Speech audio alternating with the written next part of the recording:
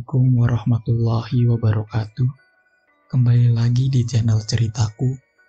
Untuk kisah kali ini, saya akan coba menceritakan sebuah kisah horor yang berjudul Jatah Buat Nenek. Dan sebelum kita lanjut ke ceritanya, tekan dulu tombol like video ini, dan jangan lupa tekan juga tombol subscribe channel ini, dan nyalakan juga lonceng notifikasinya agar tidak ketinggalan cerita-cerita lainnya dari channel ini. Dan buat teman-teman yang pengen membaca langsung ceritanya, nanti silahkan saja kunjungi linknya yang nanti akan saya sertakan di kolom deskripsi. Dan seperti apa untuk lanjutan dari kisah ini? Langsung saja kita masuk ke ceritanya. Kisah seorang pemuda kampung yang hidup menumpang di rumah kontrakan seorang penjual nasi goreng. Tapi di situ dia malah menemukan sebuah rahasia. Namaku Guntur, pemilik sebuah warung makan kecil-kecilan di satu daerah pinggiran kota Jakarta. Sudah lebih dari 3 tahun aku menjalani usaha ini, dan hasilnya boleh dibilang cukup lumayan. Walaupun begitu, semua tak datang dengan sendirinya. Segalanya kuraih berkat kerja keras mulai dari nol, jatuh bangun, hingga akhirnya bisa sampai seperti sekarang ini. Tapi bukan itu saja, kalau boleh jujur, ada faktor lain yang juga turut membantu. Sebuah faktor non-teknis. Dan semua itu berawal dari perjumpaanku dengan seseorang. Dia yang memperkenalkanku dengan si nenek. Namanya Mas Dwi, seorang pedagang nasi goreng yang biasa mangkal di dekat sebuah stasiun kereta, jurusan Jakarta Bogor. Seorang pria Jawa yang sangat ulet, rajin, dan murah senyum. Dia mengaku sudah berdagang di situ sejak tahun 2015. Awal perkenalan kami dimulai beberapa tahun yang lalu, ketika aku baru saja menginjakkan kaki di sebuah stasiun di pinggiran kota Jakarta.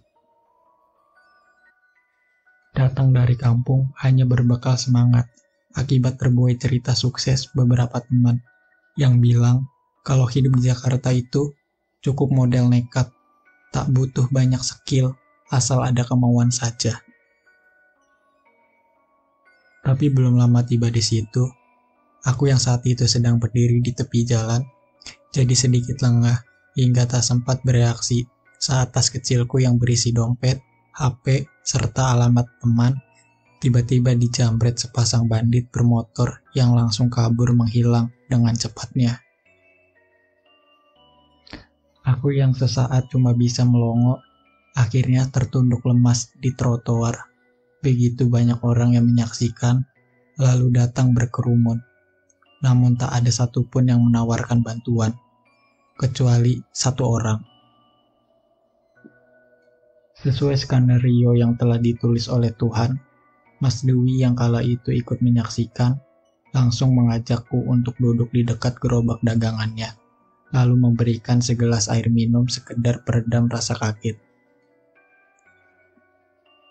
Lalu dia mulai bertanya, kemudian dengan sabarnya mendengarkan kisah perjalananku hingga akhirnya sampai di kota ini. Setelah tahu kalau aku sebenarnya tak punya tujuan pasti dan tak kenal siapa-siapa, tanpa disangka-sangka, dia menawarkanku untuk sementara waktu tinggal di rumah kontrakannya. Tentu saja aku menyambut gembira ajakannya itu. Dan bukan itu saja, setelah beberapa hari tinggal di rumahnya, dia malah memintaku untuk membantunya berjualan, dengan iming-iming sejumlah imbalan. Sebuah kebaikan tulus yang amat langka di zaman seperti ini. Sudah pasti kusanggupi permintaannya itu. Selain demi balas budi, sedikit uang lelah yang diberikannya akan sangat bermanfaat bagiku untuk sekedar menyambung hidup atau sekedar membeli rokok. Dan begitulah, sejak saat itu aku mulai membantunya berjualan.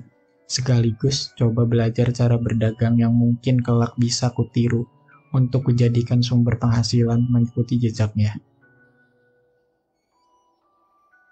Bagaikan mendapat les privat, sedikit demi sedikit kuserap dan kupelajari semua trik dan cara berdagang, serta bumbu rahasia dari nasi goreng hasil olahannya. Tapi dari semua ilmu yang dia berikan, ada satu hal yang awalnya tak pernah bisa kupahami, karena dia memang enggan untuk membahasnya. Tapi justru itulah inti dari semua cerita ini. Nasi goreng buatan Mas Dwi lumayan laris dan terkenal di sekitar area itu. Walaupun hanya bermodalkan gerobak sederhana dan beberapa bangku plastik untuk duduk, tapi dagangannya selalu ludes terjual. Namun aku sedikit heran saat mengetahui kalau Mas Dwi ternyata memiliki satu kebiasaan unik, kalau tak mau dibilang aneh. Kok disisakan begitu, Mas? Tanyaku heran saat pertama kali melihatnya menyisihkan sepiring nasi putih dari bakul nasi dagangannya. Padahal saat itu ada seorang pembeli yang merengek-rengek meminta dibuatkan sepiring nasi goreng. Itu kan masih bisa dibuat sepiring lagi, Mas. Kok malah mau dibawa pulang? Mending buat saya aja, tanya orang itu protes dengan nada kecewa. Namun Mas Dwi tetap bersikeras tak mau memberikannya. Dia tetap ingin membawanya pulang. Buat nenek, jawabnya singkat. Aku jadi heran dengan perilakunya itu. Dan sempat bingung siapakah nenek yang dimaksud. Karena setahuku hanya ada kami berdua di rumah kontrakannya. Oh, mungkin nenek tetangga dekat rumah, pikirku waktu itu. Tapi yang membuatku kembali heran, sepiring nasi yang sudah disisihkan tadi, akhirnya malah cuma diletakkan begitu saja di pojok dapur setibanya kami di rumah. Katanya buat nenek, tapi kok malah ditaruh di situ, batinku berucap. Aku yang sungkan dan sangat menghormatinya, tentu tak berani banyak bertanya tentang perbuatan anehnya itu. Tapi tetap saja jadi sebuah hal yang membingungkan mengapa dia membiarkan nasi itu tergeletak mubazir begitu saja, hingga akhirnya cuma untuk dibuang keesokan harinya. Kebiasaan itu dilakukan setiap hari, kecuali hari Kamis, waktu di mana dia libur berjualan. Dia bilang kalau hari Kamis adalah waktunya untuk beristirahat. Tapi kelak aku tahu kalau itu bukan alasan yang sebenarnya. Kembali lagi bicara soal skill berdagang. Setelah yakin dengan kemampuanku, beberapa kali dia memintaku untuk praktek langsung menggantikannya berjualan dengan tetap dia dampingi. Awalnya canggung, tapi lambat laun kedua tangan ini makin handal sampai akhirnya beberapa kali sudah mampu berjualan sendiri tanpa harus didampingi lagi. Hingga pada suatu hari, Guntur, ku dengar Mas Dewi memanggil di ruangan depan. Iya mas, kenapa? Sahutku dari dapur sambil menggoreng kerupuk. Kesini sebentar, teriaknya lagi dari sana. Aku mendatanginya, dia terlihat serius sambil menghisap sebatang rokok. Tur, aku baru dapat kabar kalau anakku sakit di kampung. Jadi, aku mau pulang kampung dulu. Untuk sementara ini, kamu gantiin aku jualan ya. Bisa kan? Aku menyanggupi. Diam-diam jadi sedikit bangga karena mendapatkan kepercayaan yang baru saja dia berikan. Lalu setelah selesai berkemas, hari itu juga dia langsung berangkat. Tapi sebelum pergi, dia sempat mewanti-wanti. Ingat Tur, jangan lupa sisihkan sepiring nasi untuk ditaruh di dapur. Jangan sampai kelewat, ucapnya ketika itu. Aku yang memang sudah gatal untuk bertanya, langsung cepat membalas. Maaf mas, memangnya nggak sayang? Padahal kan nanti dibuang. Gak apa-apa, pokoknya aku titip yang satu itu. Jangan sampai lupa, sahutnya lagi. Aku cuma mengangguk mengiyakan. Lalu dia pergi dengan membawa 2 buah tas besar di punggung dan juga tangannya. Dan mulai hari itu, aku menggantikan Mas Dwi berjualan seperti yang dia amanatkan. Hari pertama mangkal berjalan normal, tanpa kendala. Dagangan selalu habis terjual, dan tak lupa kusisihkan sepiring nasi putih untuk dibawa pulang yang langsung kuletakkan di tempatnya. Dan keesokan harinya, nasi itu langsung kubuang. Tapi pada suatu hari, aku sempat lalai menyisihkan nasi. Mungkin karena saking semangatnya berjualan, hingga aku jadi salah perhitungan. Lalu bingung sendiri saat menyadari kalau bakul nasinya telah kosong. Setelah menimbang-nimbang, akhirnya aku mendapatkan satu solusi yang tadinya aku pikir adalah sebuah solusi cerdas. Namun akhirnya, kelak sangat aku sesali. Aku putuskan untuk membeli sebungkus nasi putih sebagai pengganti, yang langsung kutaruh di piring, lalu kuletakkan di tempat biasa. Setelah membereskan semua peralatan dagang, aku pun langsung pergi tidur. Tapi tepat tengah malam, perang! Aku terkejut sampai terbangun saat mendengar ada suara piring pecah dari dapur. Segera aku periksa ke sana, dan jadi lebih terkejut lagi begitu melihat sepiring nasi tadi telah pecah dan isinya berantakan. Kok bisa pecah? Batinku bertanya sambil menatap heran. Tapi segera saja aku bereskan semuanya, lalu kembali tidur dan beranggapan kalau tadi hanyalah ulah nakal dari seekor tikus. Esok harinya kembali pada rutinitas. Bangun pagi-pagi, langsung pergi ke pasar belanja bahan-bahan kebutuhan dagang. Dilanjutkan dengan mengolah bumbu dan bahan-bahan lainnya, sejak siang hingga menjelang sore. Tapi ada satu hal yang aneh. Beras yang aku masak sejak tadi tak kunjung matang. Aku pun sempat heran. Namun setelah beberapa jam, akhirnya nasi itu matang juga. Aneh. Namun akibat dari hal tersebut, aku jadi terlambat pergi mangkal. Dan entah karena memang kebetulan saja, hari itu daganganku sepi pembeli. Sampai tengah malam. Cuma terjual beberapa porsi saja, jauh sekali dibandingkan hari biasanya. Hingga beberapa hari berikutnya, situasi itu terus terjadi yang membuatku jadi gelisah karena terus mendapatkan hasil yang mengecewakan. Tapi untungnya, situasi itu tak berlangsung lama.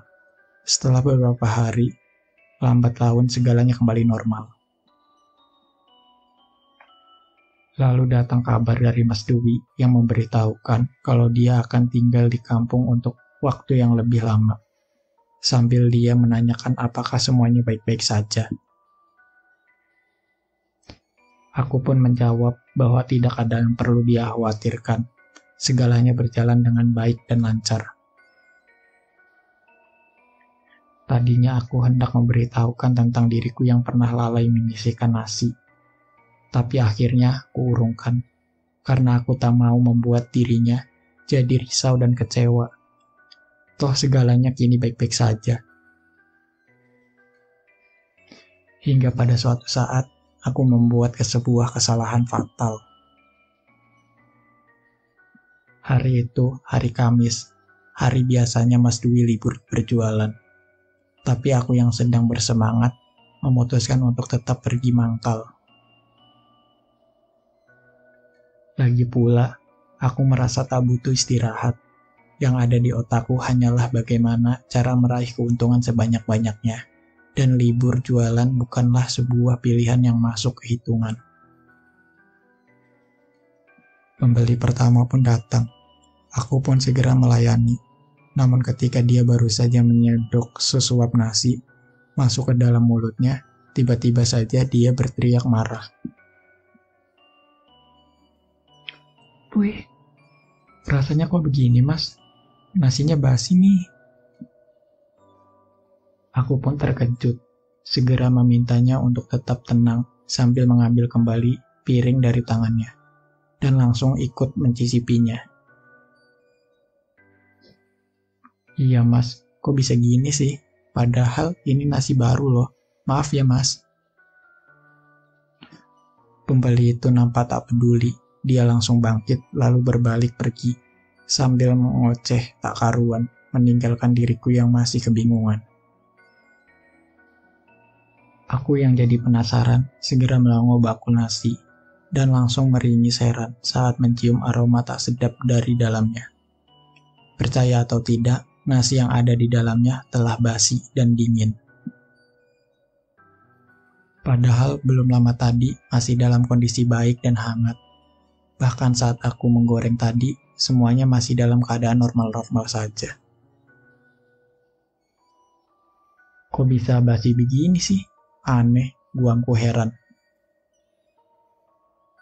Aku cuma bisa duduk termenung, coba menduga dan menerka-nerka apa yang salah saat memasak nasi di rumah tadi.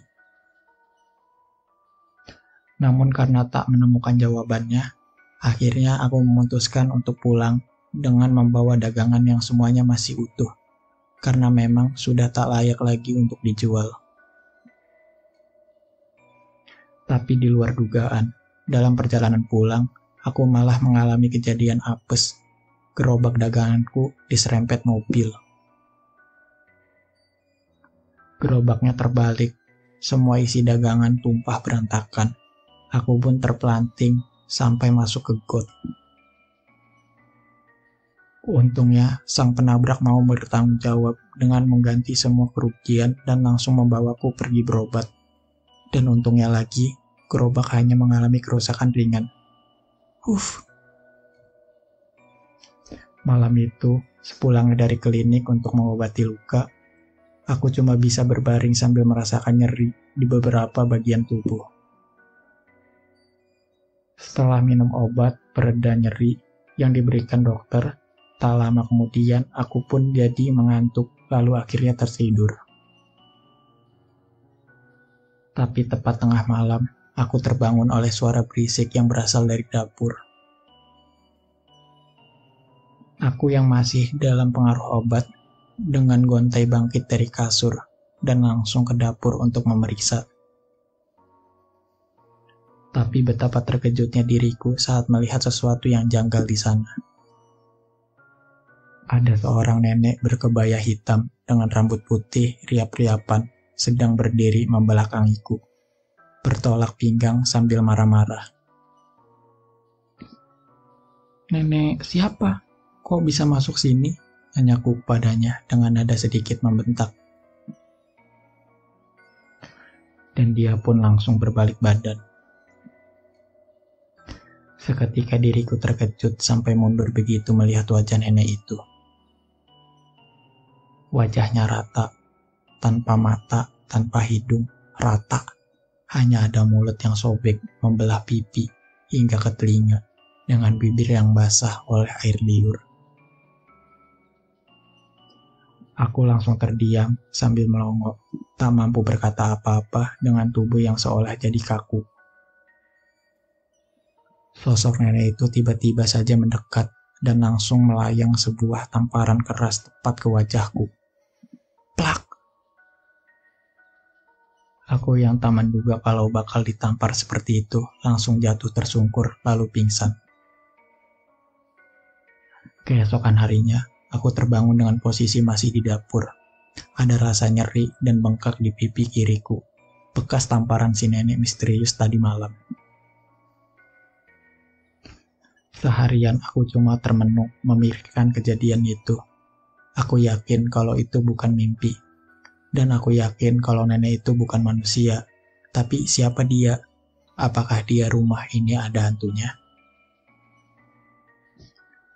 Hari berikutnya, aku belum bisa berjualan akibat rasa nyeri dan juga gerobak yang masih butuh sedikit perbaikan. Tapi walaupun tak berjualan, aku tetap memasak dan menyisakan sepiring nasi putih seperti biasanya. Dan percaya atau tidak, sosok nenek itu tak pernah muncul lagi. Beberapa hari kemudian, gerobak pun selesai diperbaiki. Sore itu, aku sudah bisa kembali mangkal. Tapi hasilnya sangat jauh dari harapan. Daganganku tak laku. Hingga tengah malam, semuanya masih utuh. Akhirnya aku pulang dengan perasaan kecewa, sambil coba menghibur diri dengan beranggapan kalau kondisi itu hanyalah sementara. Imbas dari para pelanggan yang belum tahu kalau hari ini aku sudah kembali mangkal. Tapi entah mengapa, saat itu timbul niatku untuk sengaja tak menyisihkan nasi putih seperti yang biasanya dia lakukan. Aku yang mulai curiga kalau kemunculan nenek itu ada hubungannya dengan jatah nasi yang selama ini disediakan. Jadi terusik dan penasaran untuk membuktikan kebenarannya. Bukannya mau sok berani atau takabur, tapi aku yang tumbuh besar di kampung tak terlalu asing dengan segala sesuatu yang berhubungan dengan hal gaib. Apalagi rumahku di kampung kebetulan bersebelahan dengan area pemakaman umum. Jadi sejak kecil, mentalku sudah terasah dengan sendirinya. Akhirnya malam itu, dengan rasa penasaran, aku sengaja diam menunggu tak jauh dari dapur. Ku pasang mata, pasang telinga, selama beberapa jam selepas tengah malam, sambil harap-harap cemas menantikan kemunculan sosok nenek misterius itu. Tapi setelah lama menunggu sambil menahan kantuk, sosok nenek misterius itu tak muncul juga. Akhirnya aku putuskan untuk tidur saja, walau sebenarnya hati ini masih amat penasaran. Tapi baru saja aku berbalik, aku langsung tersentak kaget saat mendapati sosok nenek itu tiba-tiba saja sudah ada persis di belakangku. Astaga! Masih dalam rasa terkejutanku, mendadak dia kembali melayang sebuah tamparan keras yang mendarat tepat di wajahku. Plak! Aku pun langsung jatuh terjengkang. Bagian belakang kepalaku sampai terbentur lantai dengan kerasnya hingga membuat kepalaku langsung pusing, lalu segalanya menjadi gelap. Keesokan harinya, seperti kejadian sebelumnya, lagi-lagi aku terbangun dengan posisi masih terlentang di dekat dapur. Kurasakan nyeri di kepala dan juga bagian pipi yang ternyata kembali bengkak membiru. Namun kali ini, badanku terasa meriang menggigil tak karuan.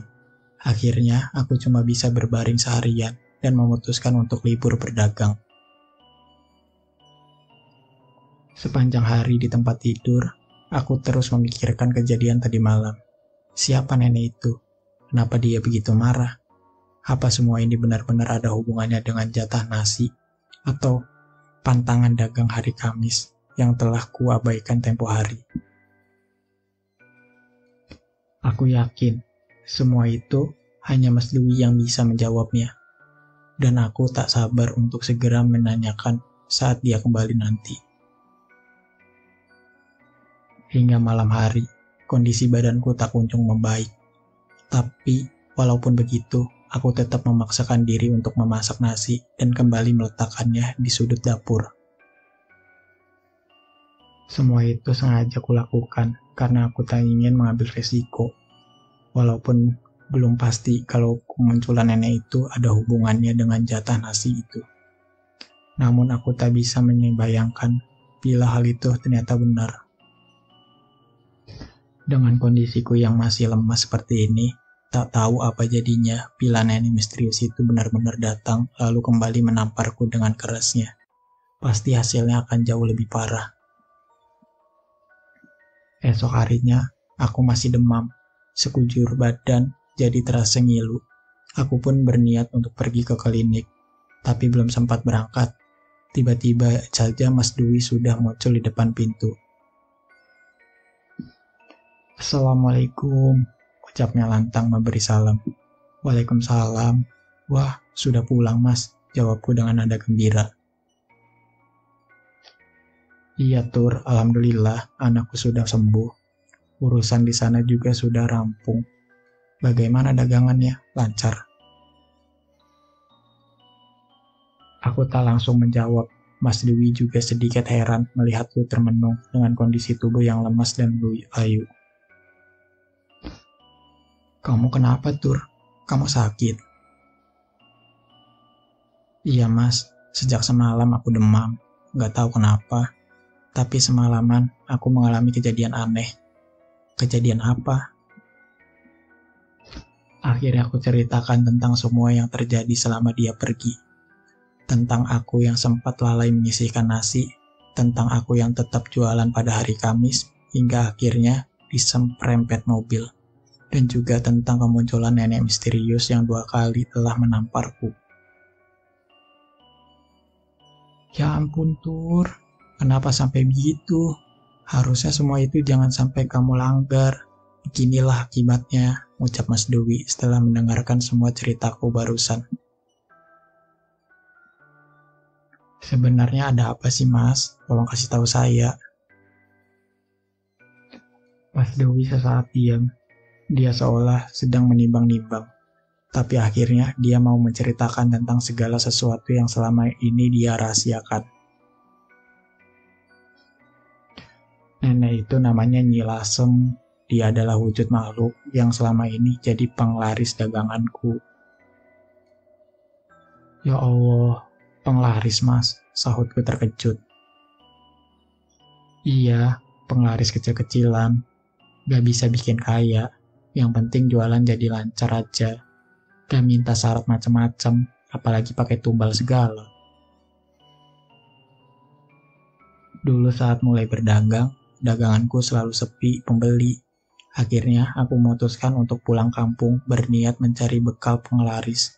Kebetulan di sana ada seorang dukun yang bisa membantu.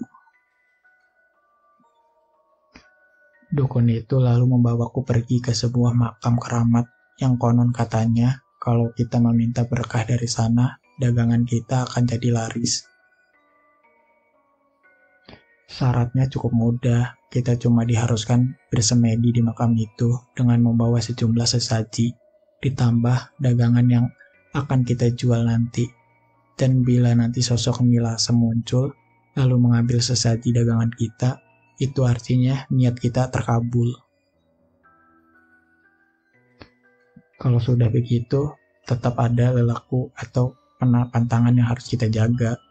Sesuai petunjuk si dukun, setiap hari kita harus menyisihkan dagangan kita sebagai jatah untuk Nyi Lasem. Dan juga ada hari pantangan di mana kita dilarang untuk berdagang. Dan kalau semua itu sampai dilanggar, kamu sendiri sudah merasakan akibatnya. Kita akan bernasib sial, dagangan kita jadi tidak laku, atau bahkan jadi basi atau malah rusak, dan Nyi Lasem akan muncul untuk memperingatkan kita. Aku cuma bisa diam sambil manggut-manggut mendengar penuturan kisah dari Mas Dwi barusan. Terjawab sudah semua pertanyaan yang selama ini ada di dalam benakku. Terdengar kisah seorang pedagang menggunakan bantuan makhluk halus demi membuat dagangannya laris.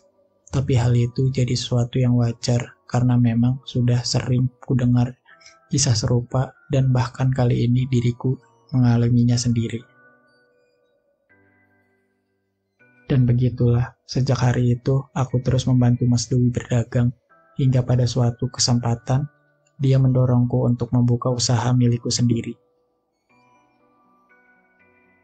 Tentu saja aku cuma bisa tertawa, karena aku merasa tak punya modal apa-apa. Tapi aku langsung jadi terdiam saat Mas Dwi bilang kalau dia bersedia meminjamkan modal. Betapa baiknya orang yang satu ini. Dia menyarankanku untuk menyewa sebuah kios kecil yang letaknya tak jauh dari lokasi dia berdagang. Dia juga menyarankan agar aku membuka warung makan kecil-kecilan di situ. Kenapa warung makan? Kenapa bukan nasi goreng saja? Semua itu selain karena memang belum ada warung sejenis di sana, dan juga kalau aku ikut-ikutan berjualan nasi goreng, malah nanti akan timbul persaingan. Walaupun awalnya ragu, akhirnya aku beranikan diri untuk menerima tantangan itu. Lagi pula Mas Dewi berjanji akan selalu siap membantu. Dan tentu saja dia juga langsung menyarankanku agar aku mengikuti jejaknya pergi ke makam keramat Nyi Lasem demi mendapatkan berkah penglaris yang langsung saja aku iakan.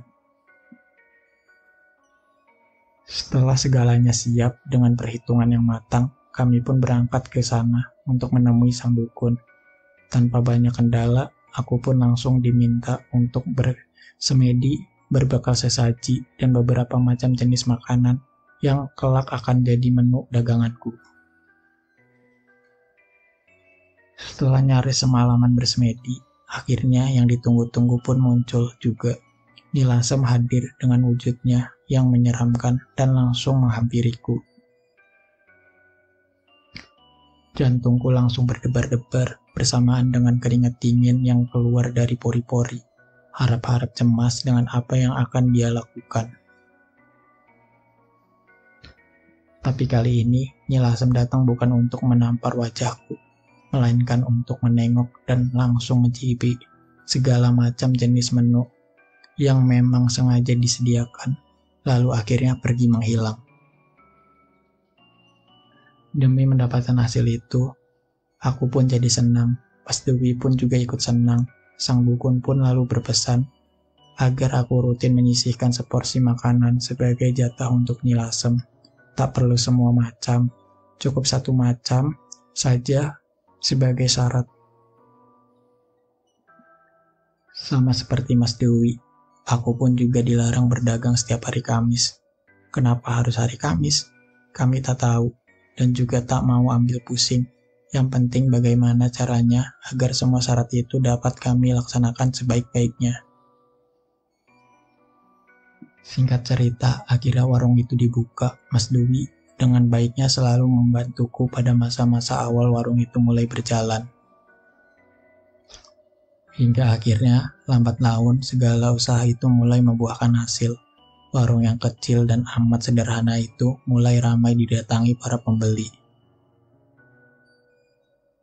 Walaupun harus kuakui kalau ada andil dari penglaris Nyi Lasem, tapi semua itu takkan bisa terwujud tanpa ada kerja keras dari diriku sendiri yang harus bangun pagi-pagi untuk mulai memasak, menyusun dagangan, dan dengan sabar melayani pembeli. Kini, setelah hampir 3 tahun, usahaku yang terus berkembang memaksaku untuk mencari lokasi yang lebih layak. Setelah meminta saran dari Mas Dewi yang kini sudah kuanggap seperti kakakku sendiri, akhirnya aku memutuskan untuk pindah. Sekarang, aku telah nyaman di tempatku yang baru. Mas Dewi pun telah lama menapaki jenjang sukses berikutnya dengan memiliki kedai nasi goreng yang lebih bagus dan sudah pasti selalu laris. Kami pun tetap berhubungan dengan dia, yang selalu mewanti-wanti agar aku tak lalai menjalankan semua syarat yang selama ini telah kami jalani. Aku pun selalu mematuhi nasihatnya.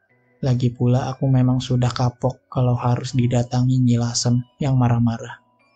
Dan tak segan-segan untuk menampar memberi peringatan yang rasanya bukan main-main.